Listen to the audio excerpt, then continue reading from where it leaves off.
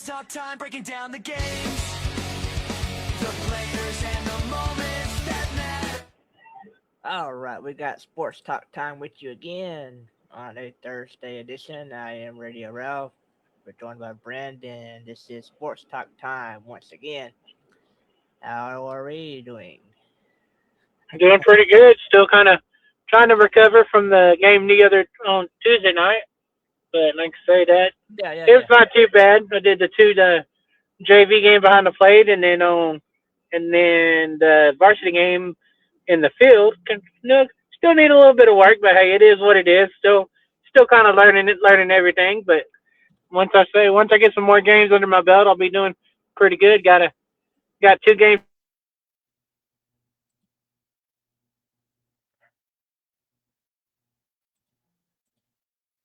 So you're still learning curve, huh?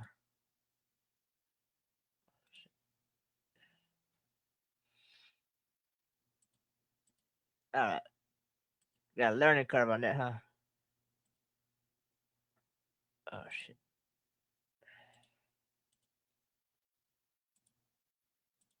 All right. So, yeah, we still got things to figure out on that part, huh?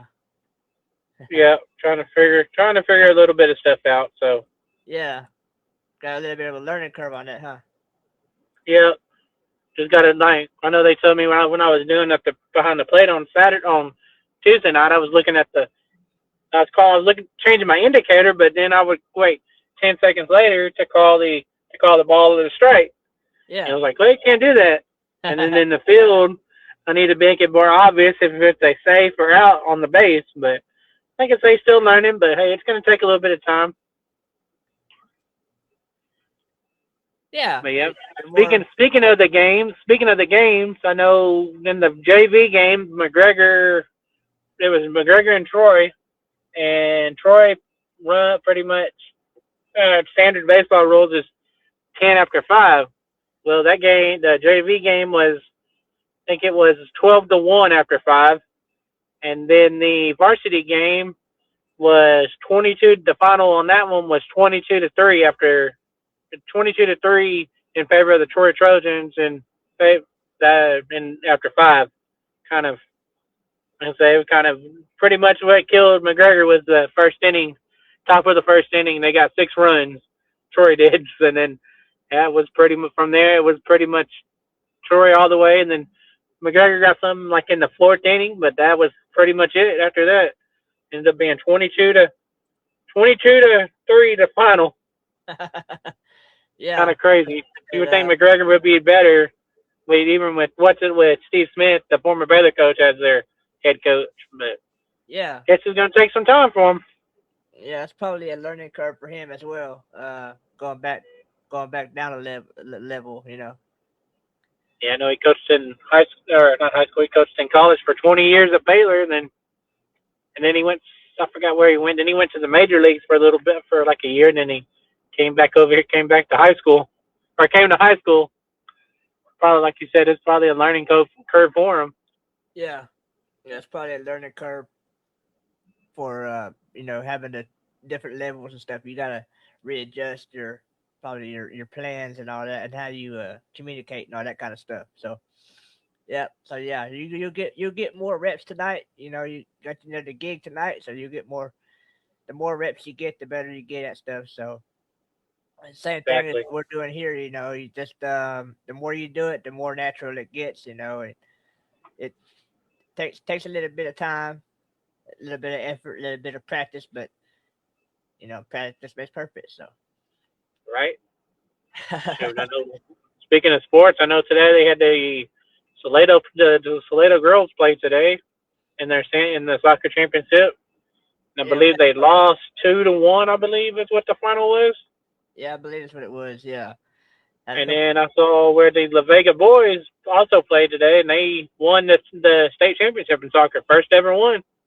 Yep, first ever one for La Vega, and La Salado was making their first trip, I believe, as well. So very cool deal. And anytime, no matter what sport, what level, anytime in your community you can celebrate a state championship, it's a special moment. So send out a congratulations to both the programs, Toledo and La Vega. Um, and I was listening to a little bit of the Drive Time Radio. They were talking Masters and whatever other garbage they were talking about. So I know I'm not really into the Masters, but yeah, no, I'm calling the Masters garbage, but they started with Masters and they went way off way off track. I don't know where they went to after that, but it was nowhere near local radio. I'll put it that way. And I mean, I'm not going to mention any biases or favoritism. I mean, I know soccer's not the most well known or well understood sport, but you would think you had two local area high school programs playing for state championships, and that would be mentioned, in afternoon top. You've got a older generation there that's on the radio and talking about it, so they just don't cover it or don't understand it. They just didn't cover it back in their day. um, right. but yeah, so yeah, they just weren't engaging in that, which is understandable. But and you probably have a guy that you know he's afternoon stretch, so he probably doesn't. I think he's more of a Dallas focused individual anyway, as far as the local talent goes. So you're not gonna always get the best local stuff out of him. You know, not to criticize, not to hate, but just being factual. But yeah, and it is pretty cool. I know when the Masters start up, it is pretty cool. So, but I wouldn't lead off with that if you're trying to be a local program on the radio for your community. So now podcasting and doing other things like that is a little bit different than traditional radio. So if you're on traditional radio, you would think you would focus on community media events and stuff. Like if you notice all your local media channels on social media covering an event, you would think your local radio you would cover it as well. But yeah, you get what you pay for, and they probably ain't paying much. Right. But yeah, for the Masters, I hear that there's some kind of rivalry between Rory and McIlroy and Bryson DeChambeau, so they've got to uh, they've got to find some storylines to tie into because they're missing Tiger. So hopefully, Yep. rivalry there will spark interest for the casual fan. Because your golf enthusiast is going to tune in no matter what is going on. They're gonna watch the main tournaments. I know the Masters is probably one of the main tournaments, so they're gonna watch regardless. But just your casual only one tournament or two tournaments a year. They're gonna need some kind of storyline to Yeah. Hopefully Tiger can come back from his little incident, but we'll have to see how it goes. yeah. Hopefully he'll get that together because I know that they're looking into. They're trying to find out from all his doctors and stuff how many medications he was on, how many he was actually allowed to have as far as pills and all that stuff, and if he was running out of pills, where was he getting them from, and all that kind of stuff. So it's it's a messy situation, and hopefully Tiger can go and get all that stuff out and get everything situated so he can make a return. So Right. Yeah. yeah, Hopefully, like I say, I know I'm not really, like I said, I'm not really a golf fan, but I might have to, if I get a chance, I may have to watch a little bit of the Masters, but we'll see how it goes. yep, same here. I'm just a if there's absolutely nothing else on, I'll just put it on in the background, let it kind of play. I know it's like it's probably like a good sport to catch a nap with. So not to disparage the sport or anything, but it's the same. I mean, you could say that really about any sport, really. If you just want to catch a good nap, you need some background noise or something, you can just put it on and let it go. I mean, some sports are a little more difficult to do that too. Um, like I know like football, for instance, like after the early games, like you get that late game that you're not really interested. Like let's say the Cowboys play at noon, and you get some kind of like Pittsburgh and Cleveland game at 3 o'clock. That'd be a pretty easy game to fall asleep to if you don't care about any of those two teams or whatever. So, but yeah, like I said, you Yeah, can say that about any sport. So yeah, same like NASCAR. Also, then like I used to be able to watch NASCAR a lot, but now kind of like I'll turn it on just to turn it on and see what's going on, and then next thing you know, I may be asleep. yeah, Maybe that'll take a little Sunday afternoon nap. yeah, yep. And you can always either get the highlights later, or maybe if you have you can rewind if you have to or whatever. But yeah, I know it's a little tougher to follow the racing when you got, especially during the fall when you got football and you got baseball going on and all that kind of stuff. So Yeah, no. Speaking of the baseball, I know the Rangers they're actually off today. They just got through sweeping the Mariners, which was good. They're in the first place. I believe they're the only team that is over 500 in the American League, which is kind of crazy. And then you had the Colorado Rockies who pretty much put a whooping on the Astros, which kind of. I mean, it's kind of good for as a Ranger fan. They're kind of good on that. Kind of glad that they did, which is good. I love that the Astros are losing, but it is what it is on with the Astros. And that's pretty cool. yeah, that was an impressive series win for the Rangers there. Um, I know I didn't expect them to win that series. The Mariners are pretty decent, I believe. So that was a pretty impressive deal there. And then yeah, now they got to go take a weekend trip to play the Dodgers. So Yeah, the last two baseball, the last two World Series champions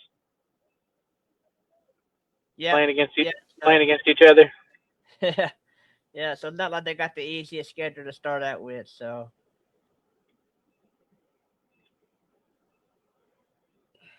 Yeah. Hopefully they can get in there and try to win that series. But like you say, it's the Dodgers. yeah, Dodgers are still pretty good.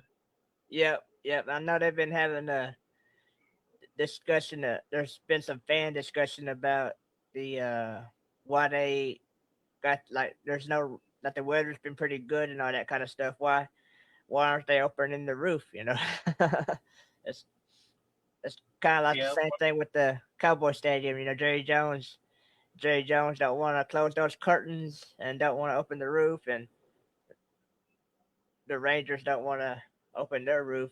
They said it was too windy the other day, like a 17-mile-per-hour wind. But baseball is meant to be played outside.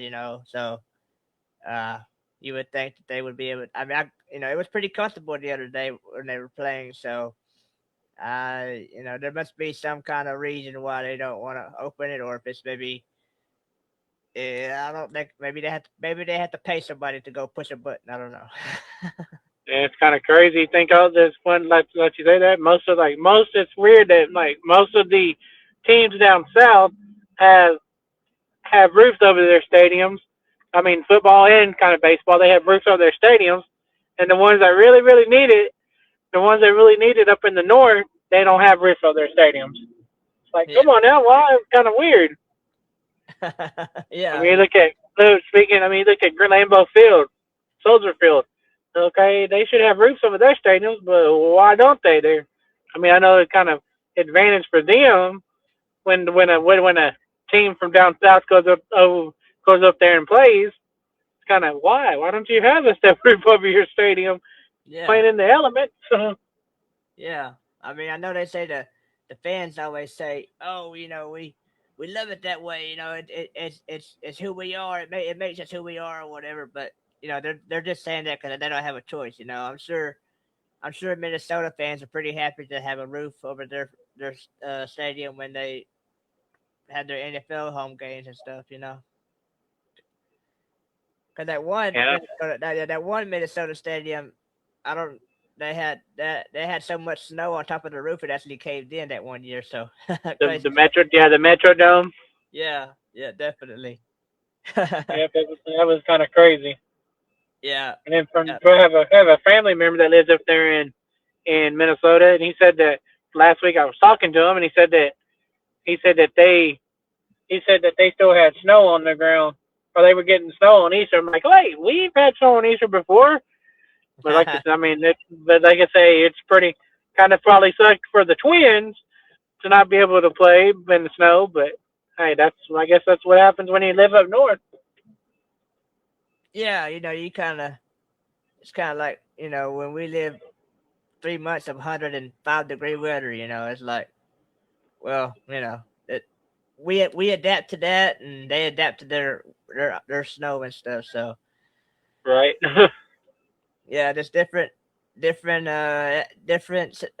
weather elements that you have to, no matter what part of the country you live in. You're gonna deal with something like, if you live on the west coast, you're probably gonna have earthquakes, and if you live up north, you're gonna have a lot of snow, and if you live down south, you're gonna have a lot of heat. So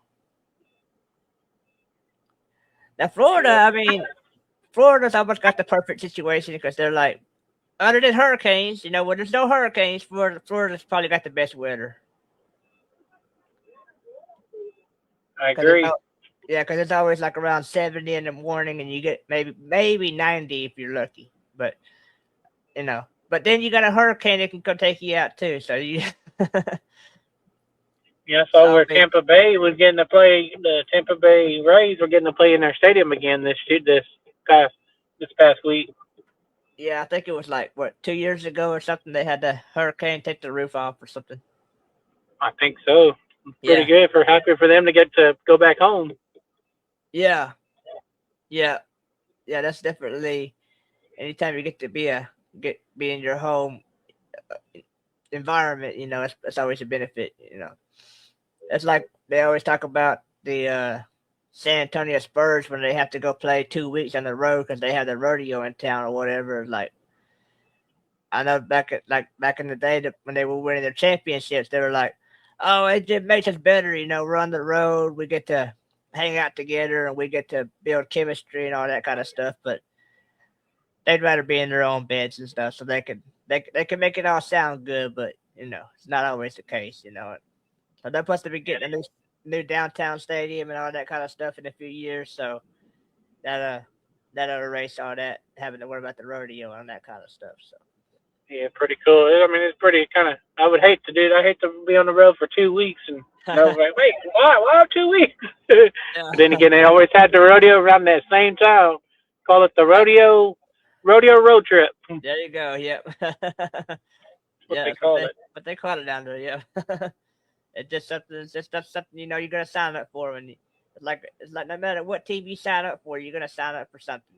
Like anytime you're going to a professional franchise, you may not always have a choice or say in how they run their operation and stuff. But yeah. So you'll have. I think this will be the last week of the regular season for the NBA, and I believe next week you have your little appetizer, your play-in tournament, and then you will have the actual playoffs begin. So it'll be pretty interesting. And baseball, and then for high school baseball, you got 2 more weeks, pretty much 2 weeks to go in the high school regular season. I found out this past week. It's like, I think then they're going to have their warm up games, and then after that, the playoffs will be starting for high school baseball. Yeah, and I imagine for some that go to all the way to the state title game, that they probably get the. It's probably going to either end around graduation time or after graduation time. So that's a pretty cool moment. Like, Yeah, but especially if you there's get to some. graduate, before. you play for championship. It's like, hey, I'm already out of school, but I'm playing for a championship. Right. Yeah. So I'm sure that's pretty neat deal. But yep. So yeah. So we had the local state championships going on today. That was pretty cool. One, I mean, even for Salado to get there, it's still an achievement.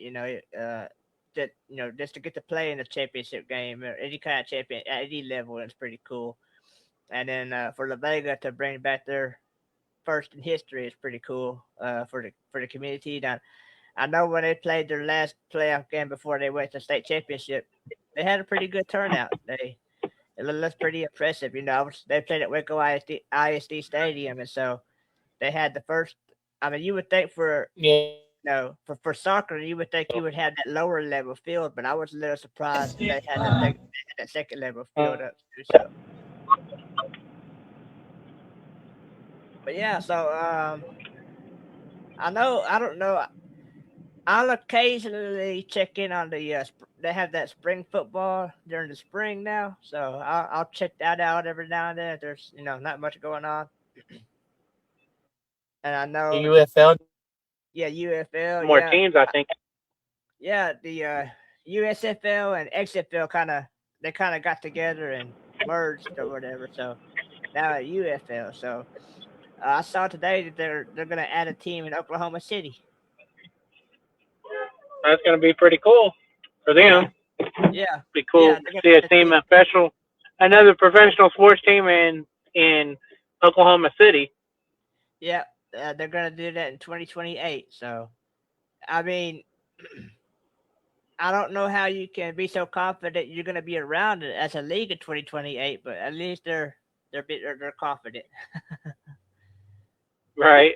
because I know that some of those leagues, I know with the XFL, the first time they brought it back with uh, that they had. Well, a few years ago, they had the Commanders down in San Antonio because the weather guy that used to be on local Channel 6, he was he was like a mascot for them or whatever. So he'd go down there and dress up, and I think he rode a horse or something because he always had them cowboy boots. Right. I remember him being down in the shows like he would do right in the show down there like every weekend. Yeah, yeah, he would do that. Yeah, and it's funny because they they didn't actually finish the season, and they did. I don't even think all the like there were some radio stations that covered the games, and they didn't get paid or their whatever they're supposed to get from the league. They didn't get nothing out of it, and I don't even think they had enough money to pay the players. So, but they keep trying to make spring football work, which is I think it's okay. I mean, I think I think the NFL is more supportive than it was back when they first started it out because I think now you actually have games on NFL Network, so that's kind of I guess kind of a way to support. Yeah, I think that's what. I mean, I'm kind of glad I'm glad NFL is actually trying to let them play to get play more players opportunities. The ones that don't make it in the NFL, they can go into the UFL and kind of try to make a name for themselves, and then try to get back to an NFL roster, which is Yeah, good. I know the Cowboys. They had a, I think they had a player come from the UFL. I think he was like a special teams guy or something like that a few years ago. Cavante Turpin. There you go. Yeah, Turpin. Yeah, Turpin, yeah, he was in the XFL for a little bit. Then he ended up, and he went into, or not, or UFL. yeah, But then he ended up moving, and then the Cowboys drafted him and brought him, or picked him up and brought him in. yeah. There's And he's still around. So a I lot of mean, players yeah, that have done that. I think Brandon Aubrey, the kicker, was the same way. yeah, yeah. So I mean, it's a way to get more tape tape or film out there for teams to check out, and stuff. So like you may get cut from a team and don't have and you're not a part of a team or anything, but you get to go try out for the I guess you can call it like a minor league kind of thing, kind of like the NBA has with the G League and all that. And Right. baseball has the same thing with the minor leagues and with the Round Rock and all that. Yep, exactly. Yeah, so it's kind of a cool little deal. And I mean, every now and then they'll have a game on Friday night, and I happen to flip through, and I'm like, okay, it's competitive. I'll check it out. Like they still have teams in Dallas. They have Houston. San Antonio always gets kind of the short end of the stick on that. They come and they go all the time in San Antonio. So they had the Commanders, and this last round they had the Brahmas. So, but I think I think it was last year. They had Wade Phillips coaching for San Antonio, so that was that was interesting to follow. Yeah, a former Super Bowl champion coach. Yeah, yeah, and then they had I believe before him it was Hines Ward. So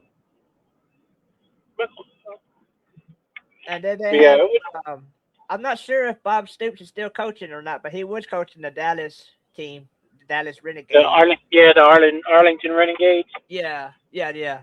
So I think he's still around. So that's pretty, pretty cool. I'm sure it's kind of cool for them. Like they don't have to deal with all the yearly stress and all that kind of stuff. Right. Yeah, Bob Stoops. He did pretty. I think he did pretty good with the Renegades. It's just now they did rebranded as the Dallas Renegades. If I'm Yeah. correct. So yeah. And I still think they moved their stadium too to a different stadium. I think they're playing in Frisco now. Yeah. That was the funny thing about the UFL. It's like they practice all year. I think all week in Dallas. All the teams do, and then they play like San Antonio would practice all week in Dallas and play their games in San Antonio. I believe all the teams practice in Dallas, if I'm not mistaken. Yep. Like I say, it's pretty. I hope it'll kind of grow a little bit, give some more players opportunities to try to make it back to NFL roster. If not, then some of those players can still play football, but not with the NFL, just with that spring football. Yeah, at least they get some kind of. I don't know. There was something last weekend. I was on Prime Video. I was watching the NBA game, and somehow I had fallen asleep toward the end of the game or something, or like once the game ended, I had fallen asleep. And next thing I know, I woke up and there was like some arena football on or something. It was called Indoor Football League. And I was like, okay, I'll check this out for a few minutes. It was kind of fun for like 10 minutes, and I was like, okay, I'm done. I remember when They used to have the Dallas Desperados. They used to be the indoor football team in Dallas. They used to play I think, at the American Airlines Center. Oh yeah, I think I want to say Jerry Jones was like an owner of that somehow. It's like, wait, like Jerry Jones needs another team. So he can barely. I mean, he's a good owner as a Cowboys. He's a good owner, but yeah, he's a good owner, but he's just not a general manager. yeah. He's a good owner. Like I said, he's not a good general manager. Like you said, and to prove that point, Troy Aikman went and helped. He consulted for the Miami Dolphins, and he said don't expect much from the Dolphins this year, but the next 2 or 3 years, I'll be watching real close. I think they're going to do a lot of good things because I gave them a lot of championship DNA or something. Yeah, Troy Aikman, I think that's who I wish Dallas would bring in, Troy Aikman as the general manager. But then again, everyone knows that Jerry Jones is not going to give up control of the team. Yeah, and that's the thing too. That like you would think like he would at least ask for some just a consultant, not even a like a co-GM or anything like that. But his pride won't let him do it. I mean, because Jimmy Johnson told him that for years. He's told him that hey, I'll come in, I'll be your general manager, and I think he's said that for like 20 years. And Jerry never considered it. So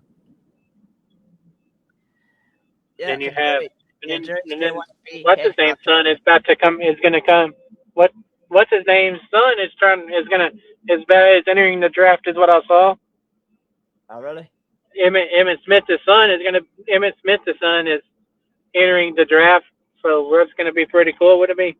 But it would be pretty cool to see Emmett's son come to the Cowboys to be the running back for the Cowboys. But then again, Jerry Jones, I don't know if Jerry Jones would do it, but it'd be pretty cool. Yeah, definitely. It'd be cool if Emmett Smith's son and Deion Sanders' son end up playing against one another. Oh yeah, that would be fun. I know because I know Emmett's son went to first he went to I forgot where he went, and then he ended up transferring to Texas A&M. I think last season. I think. Yeah. Oh yeah. But yeah, I was looking here. It says Bob Stoops did win a XFL championship, so he's got that under his belt. Although then he did win the because I think he won what one championship in college at Oklahoma, Yeah, I believe so. one national championship Yeah, I in believe he 2000 has. or something like that. Yeah, I believe he has one because I know he got to a couple of after that, but they just didn't finish the job on it. So Then you had Lincoln Riley come in there and try to do something, and now you have the I forgot now forgive now his name the coach now is not ringing a bell. Oklahoma's coach I can't remember his name. who? The Oklahoma coach I can't Oh remember his name now. It's yeah, not ringing. yeah. It's Brett Venable. Brett Venables, yeah. Yeah, Let's see if they can get Oklahoma after a couple bad seasons right there. yeah. Since Bob Stoops won a championship in 2000, Oklahoma. I want to think is I think his brother, one of his brothers is still coaching at Kentucky. I think if I'm not mistaken. Yeah, it's funny that Bob Stoops actually fired his brother twice because he had him Yeah, that's kind of crazy. yeah, he had him for defensive coordinator at Oklahoma and fired him, and then he brought him back and fired him again. So I'm sure they have some fun, like Thanksgiving dinners and stuff. Hey, you fired me twice. It's Right. okay. Well, you're not a good coach. But right, we'll go ahead and send you somewhere else. Yeah, I mean he does. I mean he done a pretty decent job. I believe at Kentucky. I think he was the head coach and they actually made a couple of bowl games here and there, but it didn't quite work out. But yeah, so that's fun memory lane about coaches and stuff. But yeah, Britt, I've been an Oklahoma fan, for you know, 'cause my Oklahoma. I've been a Nebraska and Oklahoma fan, so that's fun when they play each other. I was always like Nebraska fan, Oklahoma fan, and I think I always went like when Oklahoma and Nebraska played back in the day, like with Eric Crouch in the nineties and stuff. I was always like a Nebraska fan or whatever, but it's because all my friends were Texas fans, and they knew I was a Duke fan, so they always gave me a hard time about Duke. So anytime Duke would have a bad game or whatever, they'd let me know. So like, okay, so that's how y'all gonna be. So I'm just gonna go against Texas. I went with Oklahoma, So and then my dad grew up a Nebraska fan, so I followed them as well. And those were some fun rivalries and stuff. And so yeah, like I said, I've been an Oklahoma fan for a long time, but I haven't been a current Oklahoma fan. Unless I'm not a fan of Brent Venable. I never have really liked his style because he was coaching with Clemson with Dabo Sweetie, and they brought him in. I just didn't think he was a good fit as far as. I mean, I know they tried to get him ready for the like SEC ready or whatever, but I was like, I was never a fan because I just didn't think he brought enough on offense. Right. So I know he's a defensive minded guy. I know that for sure. yeah, so I'm kind of a closet Oklahoma fan right now. I'm not as supportive as or like as vocal about it as I have been in the past. I did like Lincoln Riley until he left, and not too crazy about him at USC. Uh, and because I think he had Caleb Williams at Oklahoma, and then they both went to USC. I believe that's how it happened, or something like that. And it's Yeah, funny now yeah. because Caleb Williams with them there, and then they followed him. yeah, it's funny that I follow Nebraska. They haven't been as good lately, but it's funny that Matt Rule's over there now. So like, man, I thought I got rid of him. Now I couldn't escape him. Now I got him again. So Right. Because I wish he would have stayed at no, go ahead. Stockton. Money talk. I wish he would that really would fit. I think he's gonna build something better, but I know Yeah, he wanted to go to the NFL and build back to Nebraska. This year, turn Nebraska around. We'll see. yeah, he got him. He got him to a bowl game. So, but yeah, I know when he was at Baylor, I was like, oh, he's talking to an NFL team. Oh, please take him, please take him. And then he went. He was going to go to the Jets, but he wanted to hire his own staff, and the Jets weren't going to let him hire his own staff. So he went to Carolina, and I think they paid him for like 10 years or something, and then they fired him, and they still owe him money, I think, or something. Yeah, I know he. I know Well, it just takes go to him a couple Oklahoma. of Just years. go to Nebraska. Yeah, yeah, I know. I know it takes him a couple of years to get things right at his programs, but um, I just didn't think he was a good fit for Baylor because, again, he was more of a defensive guy and didn't produce a whole lot on offense. So I Yeah, it's like same with David Randa. He's more of a defensive guy, not an offensive guy. Now we just yeah, need to see that defense. And then the problem with Baylor now is their defense is not very good. yeah, and that's his side of the ball, and so Hopefully, he should be hopefully responsible. with the new defensive coordinator, they'll be able to do something with that. Yep. Yep. I wasn't a fan of what's that the guy that was calling the plays, Grimes. I was like he had to go. When he brought Spavital in, I liked the way he was running his plans and stuff. So Yeah, but that's I was the same way. I like Spavital. I think Spavital's hopefully Spavital will be good, and hopefully that offense will be kind of good this year again. Like I say, yeah, they just got to get that defense working the right way, and then once they get that defense, then you might see Baylor back in with up there with at the top of the Big 12. yeah. Baylor's kind of set up like the Cowboys. Really, they have enough on offense. They just haven't had enough on defense. Right, exactly. Yeah. So you kind of got the same scenarios for both teams. Yeah, you got Lagway, man. Especially, it's going to be cool to see what DJ Lagway can do. What DJ Lagway can do. See if he can Yeah, do I pretty think he's good. gonna. Yeah, I think he's gonna do pretty good as long as he gets the offensive line can hold up. Because I know, I think that was with Yeah, I mean that's Sawyer. what I'm kind of like.